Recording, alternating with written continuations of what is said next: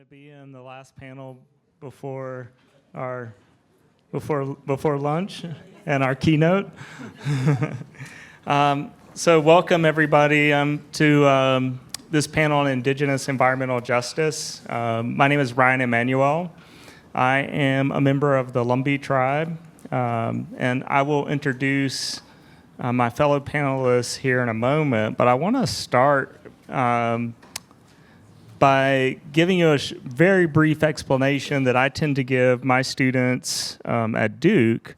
When we talk about Indigenous environmental justice, we often think about it as the unique situation of Native peoples as both racially minoritized groups and self-determined collectives of people whose histories and cultural identities and abilities to persist for generations into the future all hinge on the integrity of the places that they call home, whether those are particular landscapes or waterscapes or seascapes.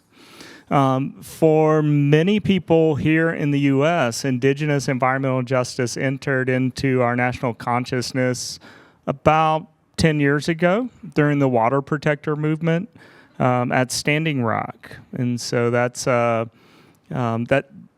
example that highlights this dichotomy of Indigenous environmental justice.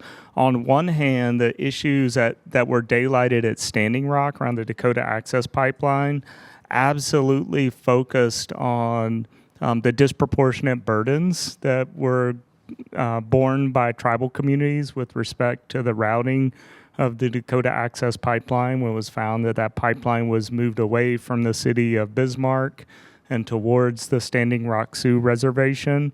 And that's a very clear example of a disparity there. But that case also highlighted the fact that Indigenous peoples are self-determined peoples who have the right to make decisions about the future of their communities and their homelands. Indigenous environmental justice is tightly coupled with principles that are laid out in the United Nations Declaration on the Rights of Indigenous Peoples. That is a framework that was agreed upon by most of the nations in the world back in the 2000s. The United States eventually signed on to that declaration in 2010 or 2011 with the caveat that the key principle in that declaration was something that we weren't going to formally observe. Does anybody know what that key principle is? Yes, thank you, Will. Free, prior, and informed consent is a principle that's embedded in this declaration, and it essentially means that Indigenous peoples have the right to make decisions about the futures of their communities and their environments without duress, with enough time before something happens to actually make a good decision, and to make that decision with all the necessary information in hand. That's in a nutshell what free, prior, and informed consent means. So with that short overview in mind, we have panelists today who are deeply involved in various aspects of Indigenous environmental justice work. Courtney Locklear Steed is a member of the Lumbee tribe and leads the Cultural Burn Association, which looks to heal ancestral lands and honor cultural traditions through fire-focused ecology. We also have Dr. Louie Rivers, who is a social scientist and an adjunct associate professor in the Department of Forestry and Environmental Resources at NC State University. Louie and I worked together for many years at NC State, and we've continued collaborating up to this day. Courtney and Louie will introduce themselves further during their opening remarks, and I'm both moderating and serving as a panelist, so I'll give you a few of my opening remarks before I turn it over to Courtney and Louie.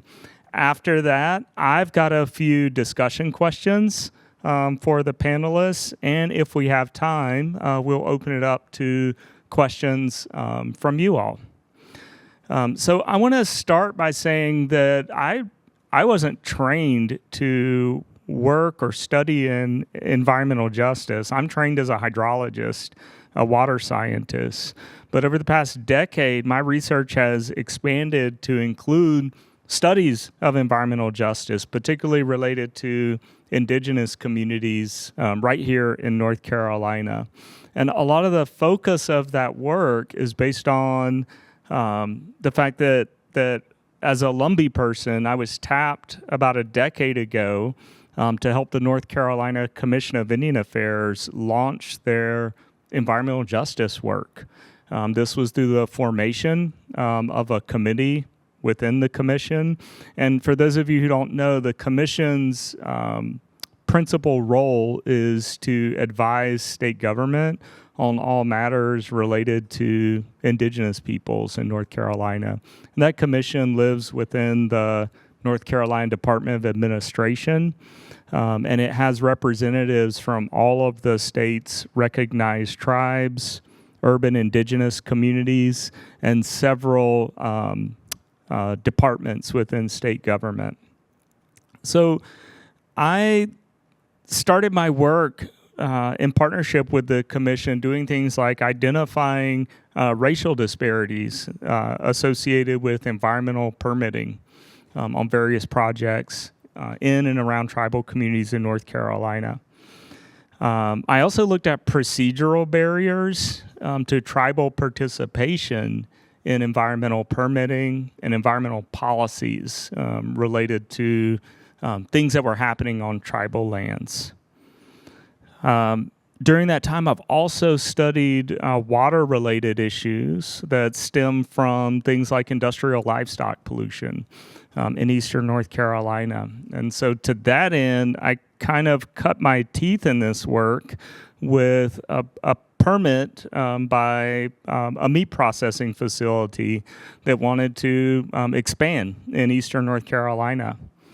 And they started in a city, it was either Goldsboro or Kinston, and community members organized against them and said, we're not going to have your facility here. And they went down Interstate 95 a little bit and went to Cumberland County and tried to put the facility in Fayetteville. And the people organized and said, no, we're not going to have that here. And so they went a little further down the road to Robeson County, which you've already heard about this morning, and encountered little enough resistance, we'll say. They absolutely encountered resistance there, but because we know a lot of these decisions are linked to political power and economic power, the communities there did not have the power and influence to push back against this particular facilities. And so that was a real eye-opening experience for me when I learned that these decisions aren't necessarily made in the best interest of the science, but they're made in the best interest of oftentimes the corporations that want to build these facilities. And so that got me intrigued about the policies and about the broader social systems that wrap all around the science that I was trained to do. And frankly, I was upset that I had gone through my entire education. I have a PhD in environmental science, and nobody ever explained this to me before. And so I really thank the elders in the movement who really took me under their wing and showed me the reality of how we make decisions about environmental policies and environmental permits. After that, I moved on to the working with tribal communities on permitting issues around the Atlantic Coast Pipeline. Those involved identifying disparities in who would be impacted by the pipeline, as well as daylighting some of the procedural issues that limited tribal participation in that permitting process. So one of the things that my group showed was the massive overrepresentation of indigenous peoples in the strip of land along that 600-mile pipeline route. We also documented various ways that both federal regulators and developers boxed out indigenous peoples when it came to the decision-making process. And that was important because our tribal leaders and others in the communities knew that something was happening, but that they didn't see the bigger picture of that this was not just an isolated case in their community, but it was happening in many different communities for structural reasons. During that time, I also started to publish research that summarized Lumbee and other indigenous peoples in North Carolina's cultural connections to water to try and make clear some of the things that we mean when we say indigenous peoples have cultural connections to water. Well, exactly does that look like? And so my work has focused on that in recent years as well. After Hurricanes Matthew and Florence, we did floodwater quality testing, oftentimes in partnership with tribal communities to actually collect water samples from places that were important to those communities. So our sampling was informed by community concerns. And so I'll wrap up by saying that at Duke, I teach both environmental justice and indigenous land and water issues, and most of my students are professional master students in environmental management. So they are going out into positions where they're going to be making decisions about environmental permits and environmental policies.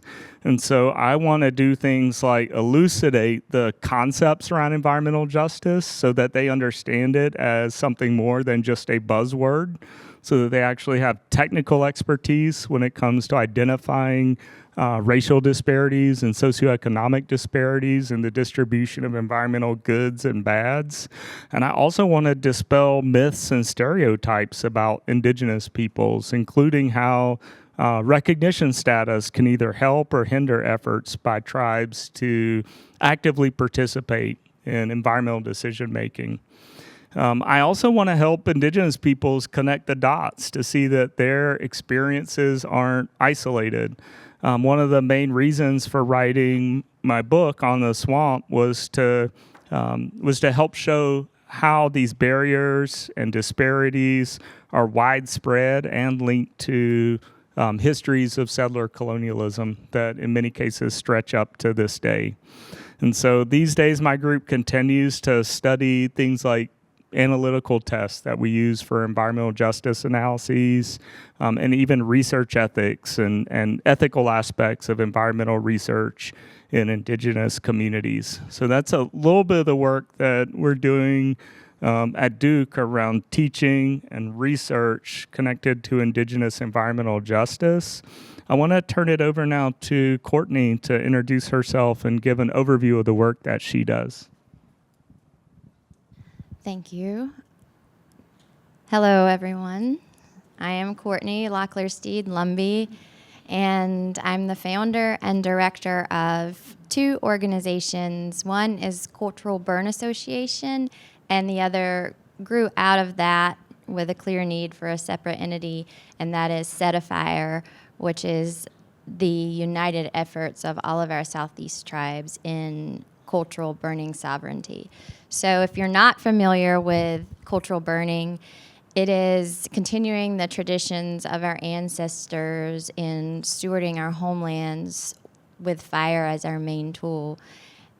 If you examine the primary accounts of early explorers in our territory, they spoke of our land as a pristine wilderness, as being Eden-like. And how did that happen? Look at it now. How did we get here? Think about how long our people have been living on this land. Think about how young this country is. So much destruction in such a short period of time. So that motivates me to make sure that my children and their children's children all understand we have a very important role. You know, we as Native people from the very beginning in our creation stories understand the holistic perspective to taking care of our mother. And for us, fire is a big part of that picture, but we have been so neglected, so handcuffed, so ignored, so penalized and prosecuted and derided for trying to carry on this intimate connection with the natural world. Therefore, I have made it my mission to honor the ways of our ancestors in all that we do and to make sure that we have cultural continuity. So when those early explorers were looking at the landscape, what they were seeing was the result of fire, cultural burning. We burned for many reasons, but one of the primary reasons was to sculpt the landscape that they first saw. And when fire suppression became a national campaign, that was really the beginning of what we now see. When you drive down the road and you see all of those invasive plants and the dense over and undergrowth and a mid-story that doesn't really even exist, that's due to fire suppression. You know, biodiversity, one of our right now climate crises, the loss of that is due to fire suppression. The system that my people are from, the longleaf ecosystem, longleaf savanna, is the second most biodiverse system in the world. 90% of it's gone because of fire suppression.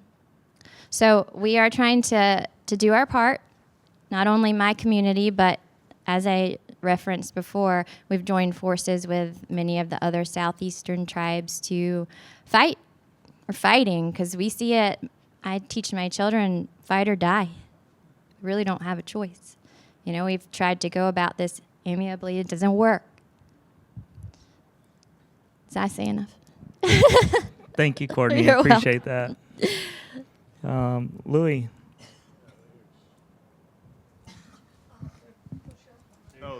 Can you hear? Y'all can hear me? Okay. Thank y'all for having me today. Thank you, Ryan and Courtney, for letting me join you on the panel. My name is Louie Rivers. I am an adjunct at NC State, but my day job is that I am the senior social scientist at the Office of Research and Development at the EPA. But I took today off so I could come and speak to y'all, and I didn't want to put that on the program. I bring that up first. I want to kind of hit on 3 points that won't be linked together. I'm embarrassed to go after Ryan and Courtney. Y'all are so organized. The first point is that at the EPA and the Office of Research and Development, we had a very big focus on our engagement with tribal communities. That's a very important part. There's a special relationship that the government should be honoring when we work with our native and tribal communities. We can talk about if we've ever honored those commitments to the level we should, but in the Office of Research and Development, we had started thinking about seriously of how can we actually honor those commitments within our world of science that informs the EPA's goals. So we had hired on Indigenous science. So I think, sidetrack, I think it's incredibly important that when we do science with communities, that we have scientists from those communities do that science. So that's something that our team at ORD was doing, that we have hired on Indigenous science to lead our engagement with these communities. So that's something that was incredibly important to the previous administration and was one of the primary reasons I was brought to EPA to kind of create this core of science and people that could actually engage with local vulnerable communities. My second thing that I want to bring up, I told you I was going to jump from thing to thing, is that I've worked just enough with Indigenous environmental justice to be dangerous, so I'm going to try to avoid saying anything that is wrong and look to Courtney and Ryan as experts. But working in this area for the last 10 or so years, and a lot of it with Ryan, I learned a lot from Ryan. I felt like one day I'm talking to Ryan about environmental justice, and like a week later, he's like an expert on it. Ryan's a great colleague. But one of the things I think that I've learned or I'm trying to integrate into my conceptualization of environmental justice from Indigenous environmental justice are these ideas of colonialism and sovereignty. So I think these are ideas that are very big in Indigenous environmental justice. I think increasingly these are ideas that we need to bring into environmental justice. I know people are already doing this, so I'm not on the leading edge, but it's something I'm thinking about in my own work. And specifically, in terms of colonialism, a lot of the racialization that we suffer from today grows out of the colonial project. So thinking about racialization without thinking about that root aspect of colonialism leads to division within minoritized groups, and we see that already. So like, how can we think about addressing the colonial aspects of racialization when we think about what's happening to communities today in the United States? So I think we'll touch on that later in the panel, but that's something I'm thinking a lot about, and that came directly from working with scientists and members of Indigenous peoples through my career. And the second thing is this idea of sovereignty, and like this free and prior informed consent is incredibly important, and just sovereignty in general.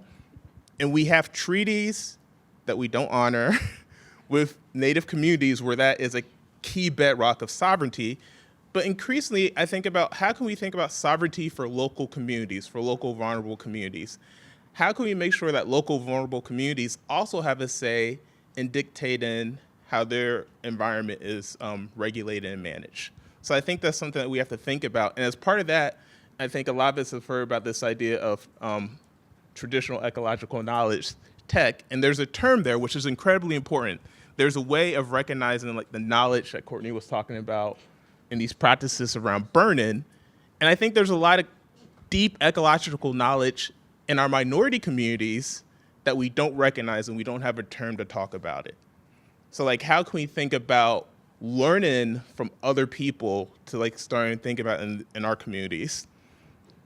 Then the final thing I want to talk about, touch briefly on, and this is inspired by Courtney and Ryan, science is not enough. Science is incredibly important. You know, I'm a scientist, and that's what I spent the last 20 years doing, but science is not enough.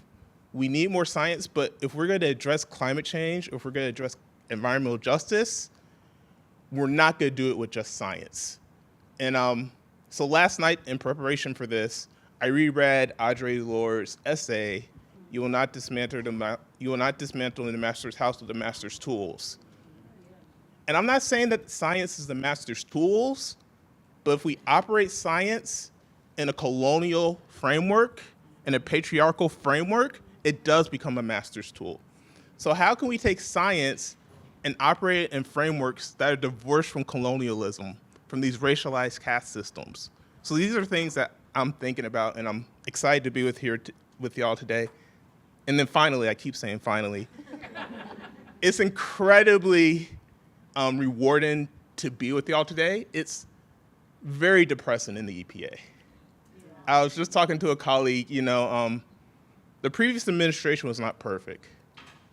I'll not be the first one to say that, but they genuinely were doing a lot of work to think seriously about how can we engage with vulnerable communities, how can we take the efforts of environmental justice seriously, and to see the destruction of that work over a period of 90 days is incredibly disheartening. Yeah. But that goes back to what I said before. Science is not enough. Economic factors aren't enough. We have to move past reliance on science, reliance on economics, to something that's deeper to answer these questions. I don't know what that is, but it's more than just science. It's more than just money. It's more than just the law. Thanks so much, Louie, and thank you both for those opening remarks. So I want to turn now to our first question, and you know, we spend a lot of time thinking about and talking about the need to include Indigenous people's voices and perspectives in the work that we do, whether it's within government, within community organizations, or within academia. And I wonder if each of you could say a little bit about some successes or challenges that you've observed or encountered when it comes to making sure that Indigenous perspectives are included in the work that you do.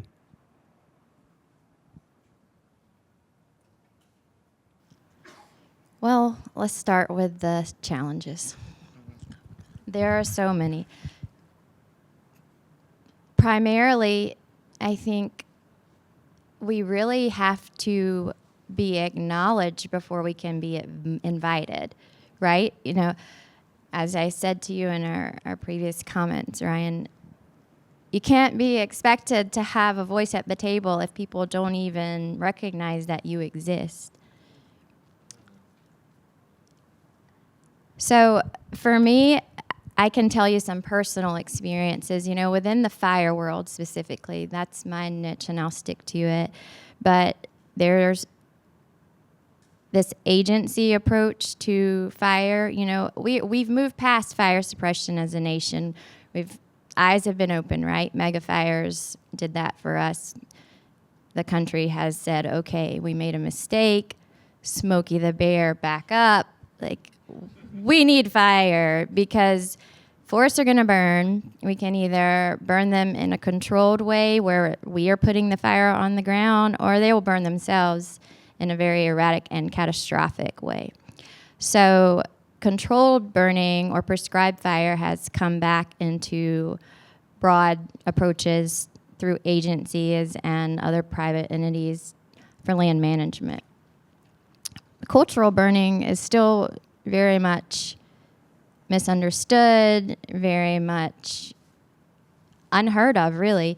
You know, people will say, well, what is that? And I was just telling Mani, my partner, we were talking about this. I said, when I first started doing this, people would say, well, what's the difference between cultural burning and prescribed fire? And at that point, having been raised up, you know, putting fire on the ground, I saw a lot of similarities, actually. But I can say that after running this organization for the past 3.5 years, it has been made very apparent that actually we're really not that similar. So when we go to put fire medicine on the land, the first thing that we start with is ceremony. We always make an offering to the land. We use our sacred medicines, sage, sweetgrass, tobacco, cedar, and we pray. And that prayer is really, it's an act of reverence. We are acknowledging the power of fire. In our culture, it's synonymous with life, with creator. It has its own spirit. We are not, that's why I don't like to use the word controlled burning, because we are actually humbling ourselves and saying, no, we are not in control.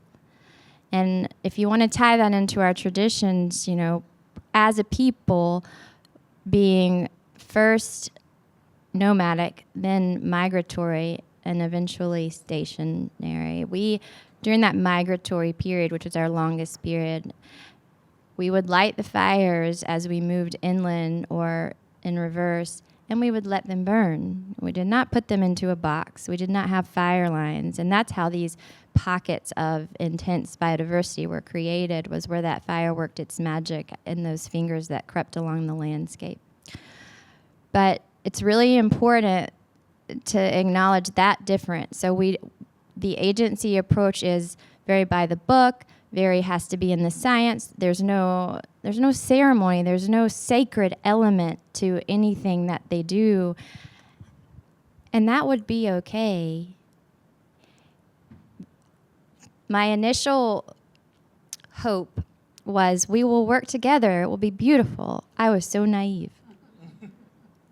What I see now is, while I am more than willing to accept agency burning, prescribed fire, controlled burns as a way to steward the land, there is no willingness, no acceptance for me to go out and do ceremony on the land in the way of my people. And I'll give you just a brief example. So when we have our 4 fire ceremonies during the year, they're on the equinox and solstices. We light our sacred fire. Traditionally, all the hearths would have been extinguished and cleaned out, and then each household would have taken an ember back from that fire to relight. So I had invited some scientific burners, I'm going to coin that phrase, to attend this, and they witnessed it, and their they were horrified because we weren't wearing PPE. We weren't wearing those stupid fire pants and boots. And they gave me a really hard time about it. In fact, threats to shut down what we were doing. And I had to say, you're really lacking perspective here. In our fire circle, the women wear long garments. So we would have like skirts or long dresses. That was a part of our tradition. Okay? And, that just wasn't something that they could accept. And then that's just one small example. I get kind of hung up on the PP thing. I mean, I like to burn barefoot because I feel like when you connect to the land like that, you really get the best read on what the conditions are. Same thing with the kestrel. A kestrel, for those of you who don't know, is this little mechanism that gives you accurate temperature, humidity, wind direction. It's like a little mobile weather unit. I don't use a kestrel. I don't need a kestrel. I mean, you can do it however you want. I usually just shake my hair. I can tell you which way the wind's blowing. Look at the trees. Stand on the soil. You can feel, like, notice your skin. I can tell when the humidity is at different levels, and that's where sense of place ties in also. When you have this long history of connection with the land through so many generations of knowledge passed down, you learn things, you know things, it's in your blood. And all of that's been disregarded. What has happened is we've been invited finally to come over and kind of been observed, like in a laboratory, and then they're like, well, yeah, but okay, maybe you know something, but I'm going to need you to put that fire down in the way that we do it. And we've just got to fight. We've got to make sure that within this solution, as we come together, Native voices and Native traditions are honored and respected. So that's the biggest challenge for us. You want to talk about challenges? Or successes. Thank you, Courtney. Well, I was going to just build on Courtney's challenge. It struck me about what you said, because it's another thing I've been thinking about, is that when we have no explicit place for the sacred, the profane will flourish in the darkness.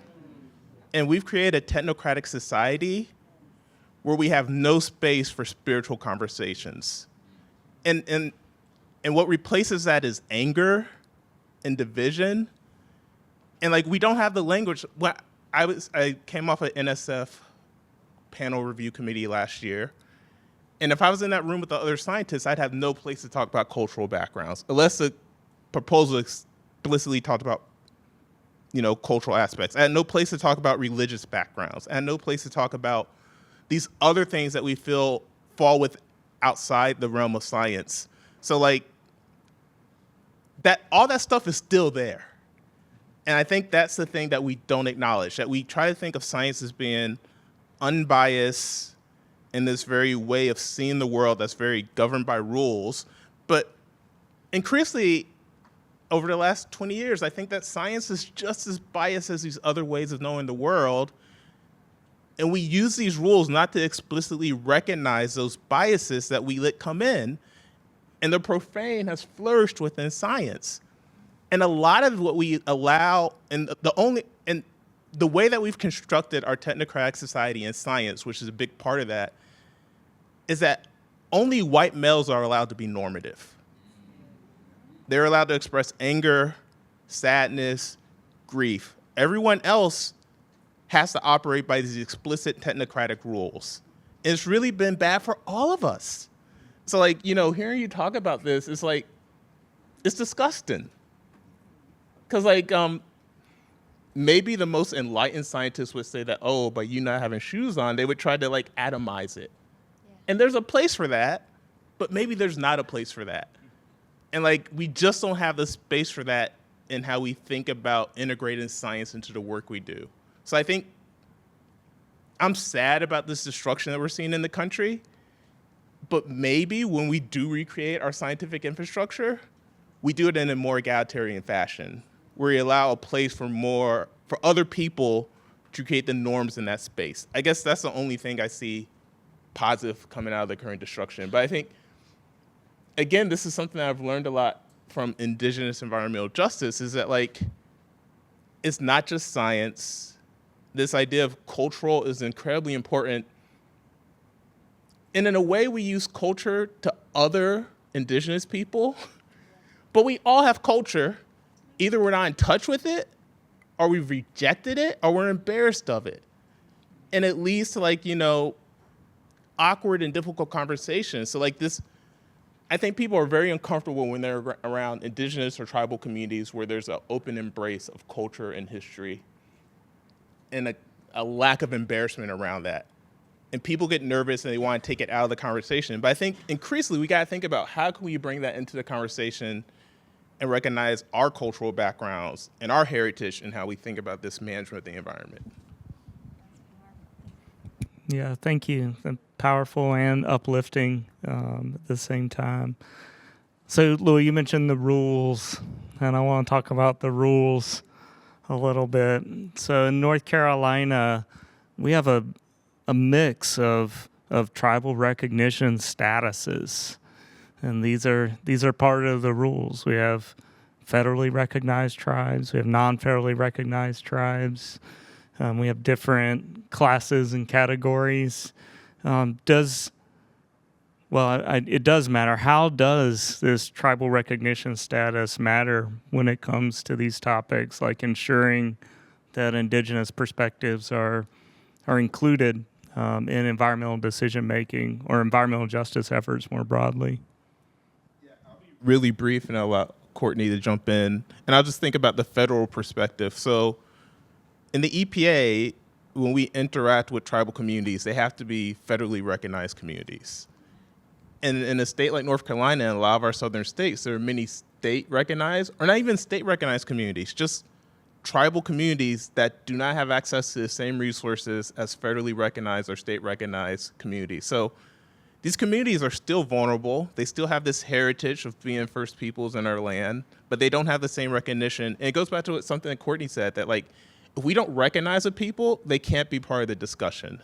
So it's incredibly important that we get past these categorizations. I'm sure I said that word wrong. It's a word I just read. That we get past this like dividing people up into these different recognitions for them to have a voice at the table. The division is intentional. That's what we need to know. It's a very dangerous question, so I take lots of breaths before I answer. But my argument is pretty simple. I don't want federal recognition. I want sovereignty. Yes. I don't want to play into the system that enacted genocide upon my people. I don't give a shit what they think I am. I know who I am. And I don't need them to tell me. I'm not looking at them like, who am I? I have no question about that. So to me, even giving somebody, your subjugator, the opportunity to determine who you are, don't need that. I just want to be able to live with my people on our land in our ways without interference. Thank you for that. Courtney, I want to stay with you for a minute and ask, has your cultural burn work led you to work on other environmental issues, whether or not they're related to cultural burning? And then maybe say a little bit about what's next for Cultural Burn Association. Okay. Well, absolutely. That's one of the beautiful things about fire. When you start to think about fire and really work with that medicine, you realize how interconnected everything is, with fire being at the heart of it. It's a very holistic tool. I remember I was having a conversation the first time I met the Lumbee Riverkeeper, Jefferson Curry III, and I asked him, impromptu, okay, resources are not an issue, like just think big picture, sky's the limit. What's the first thing we should do to care for our river? And he didn't hesitate. He said, burn. And that's the moment it kind of clicked for me. water, fire, air, land, spirit. It's all connected, and really fire is at the center of it all. You know, we held our councils around the fire for a reason. It's like the great equalizer.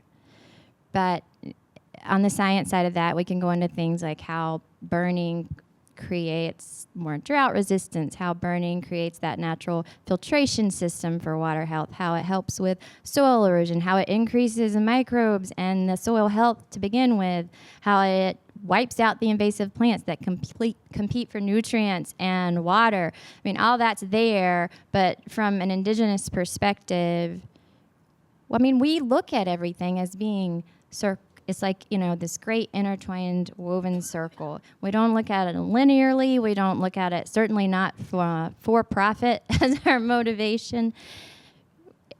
We all just have this way of life that keeps everything connected but also respected.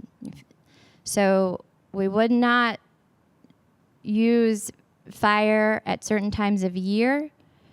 It has a seasonality to it, and that was out of respect for the water or the other inhabitants of the land. You know, there's a time for more intense fires and a time for low-lying, very gentle fires to move through.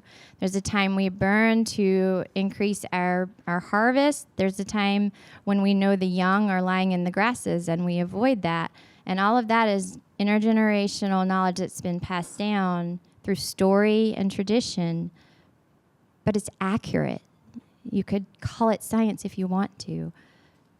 I mean, the fact that we could burn at specific times of year to alter something as specific as the concentration of coloring in a craft material, or, you know, if we could detect, okay, this is going to be a time of scarcity, so we are going to put fire on the ground in a way that really increases the growth of these nutrient-dense foods so that our people can survive. It's kind of sciencey. It's definitely not primitive, right? It's not savage. It's not ignorant. It takes a lot of observation and a lot of knowledge being passed down in order to have that, to carry that with you. And the thing is we still do. But I loved how you talked about how we're, you know, that's kind of shunned, that cultural space. It makes people uncomfortable. Guess what? How it makes us feel when they're uncomfortable, you know? And so what we see is these people who are separating from their culture because it's not socially acceptable. You know, my kids get kicked off playgrounds because they don't wear shoes. And I'm like, no, you don't have to put your shoes on. We'll find another playground. You don't even need a playground. Just go climb a tree. But so yeah, that's my answer. Thank you for connecting those dots to water and to food and to other aspects beyond fire. Louie, you talked about colonialism earlier.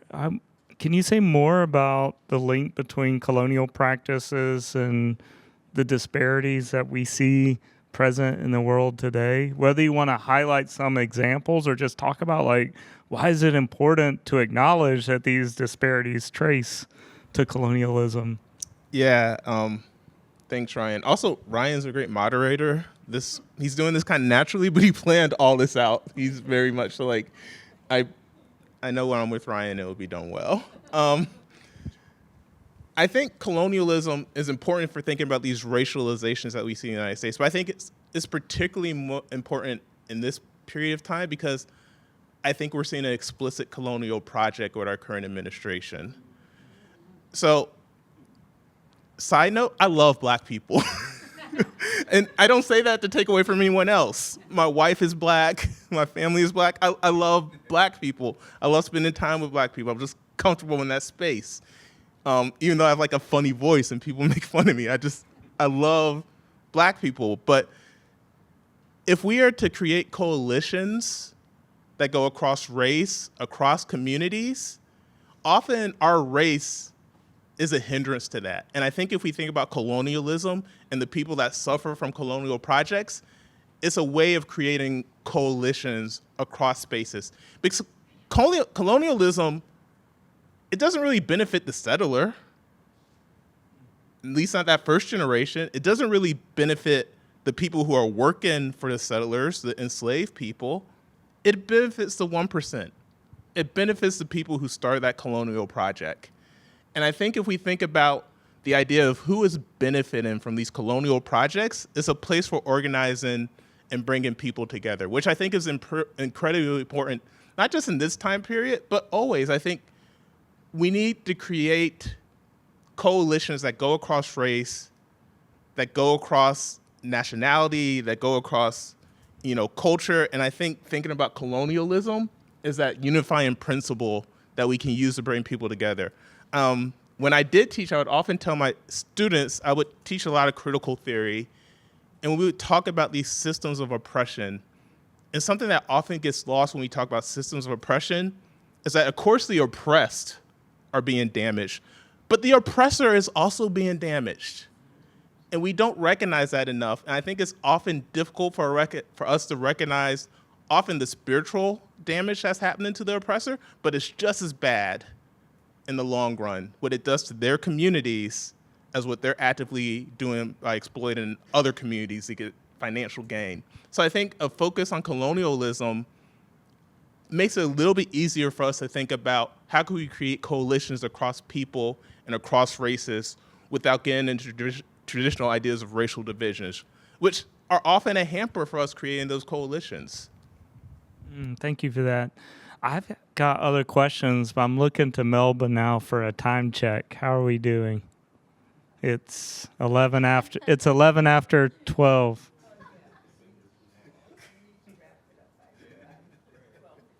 Okay. Can we take the last 5 minutes or so and see if there are questions from the audience? Or I can turn back to my list, but I'd really like to hear what you all are thinking. Anyone? I have a question. Yes, Melba. And it's a question that I asked at the last conference. At the climate conference, when I asked, and Courtney answered very diplomatically, and I'm hoping she'll be a little bit less diplomatic each time. It's about what is driving so many Indigenous people here in North Carolina toward Trump, when he is not only like indifferent but hostile toward people of color. And so, but we see Robertson County went overwhelmingly for him. The places that have the most Indigenous, a lot of people are going to them. So can you explain, especially in this era of like environmental devastation and injustice? All right, I'm going to give you my best semi-diplomatic answer. We'll compromise. And I think the way that I answered it before, and I have thought about it since you asked it, because it's I asked myself that, Melba. But I do think it comes back to Christianization. I think it has a lot to do with religion. So we're like first contact people right here. And a lot of us carry that forced assimilation within us, unfortunately. When you're looking into the eyes of your wife or your child, and you look around and you see no choice but to adopt the ways of the white man or be murdered, it's not a good position to be in. And we fought undercover, I'll call it, for a while. Many of our institutions started as sort of a closet way to perpetuate our traditions. Our churches were for a long time very much a blend. At first, they had a lot more of our traditional ceremonies going on behind closed doors, and gradually even those, because people talk, right, were sacrificed in the name of Christianity. And the same with our schools. we were very adamant that we have our own school so we could teach our language and teach our ways and teach the truths instead of the lies that are now a part of the public education system. So to answer that question, that link in the way that we have the traditional bipartisan political system in this country is the best that I can justify why we see such a heavy Trump following in our Native communities. I think people have become very much Christianized, and they associate right-wing politics, conservative views, with Christianity. You know, there's a whole lot of subtopics within that, Melbourne. We can sit down, you and I, and talk dirt. But I know we're limited on time. But I still feel like that is the strongest answer I can give. You know, I told you before, my personal take, I don't consider myself an American citizen. I don't engage with that system. I'm a sovereign being. You know, if anything, I'm a Turtle Islander, right? But I'm Lumbee. So I choose not to even involve myself within that political mess. So I'll say that. I'll leave it at that. Thanks, Courtney. I do want to add that it looks as if the plurality, the greatest share of American Indian voters or American Indians in Robeson County either did not vote or are not even registered to vote. So when you look at the maps of voting in the state, you know, Robeson County looks bright red. And this is not a defense of people who support Trump or any other politician for that matter. But I will say that we have the lowest voter turnout in the state of North Carolina. And so I think it says a lot that many people are just not voting at all for whatever, regardless of the reason. And we can't break that out by tribal affiliation. Those data are not collected. But as best we can tell, there's an epidemic in our community, at least, of just not participating in the political process. And there's that whole dangling the carrot thing with federal recognition. You know, that was our people's. Were deceived, I believe many of us, into thinking that that would then give us the platform to approach sovereignty. I think they saw that as their only option, or at least their best option, to be able to then slowly try to reclaim their rights. Kind of the lesser of two evils, you know, like be completely ignored, continue to be subjugated, or side with this person that we don't really like all that much, but maybe he can get us through the door. I'll be brief, but I think this is a chance to use an exemplar for an idea I talked about earlier. Again, thank you, Courtney. So we talked about Audre Lorde in the beginning when I first talked. And maybe because it's a step removed for us scientists, we can see Christianity as an example of a tool that initially was not a master's tool, but has become a clear tool in the master's arsenal. So how did this religion that started out as a form of expression against empire and rebellion against the state of the world become an active part of the colonial project? And there are people who write about that, and there are historians who are much better about thinking about that. And we can see that, but we can't see that with science, because we're all in the middle of that effort of science. Amazing. Thank you both so much for your insights and your wisdom. And thank you all for letting us have this panel today. Thanks, Melba.